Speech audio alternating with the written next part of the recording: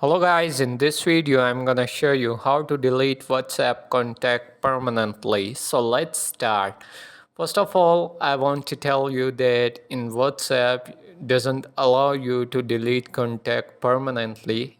WhatsApp allow you to block people, clear chat, but if you want to delete WhatsApp contact permanently, so you should delete them from your phone contacts as well. So first of all, you just go to your phone and in the search bar, you just type the name of the person which you want to delete the contact number permanently. Then simply click on that.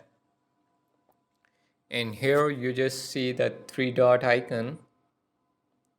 Click on that and you see the delete option. So simply click on that and then again click on delete and you will be able to delete WhatsApp contact permanently. So I hope you guys enjoy this video. If you like the video, do like, share and subscribe our channel.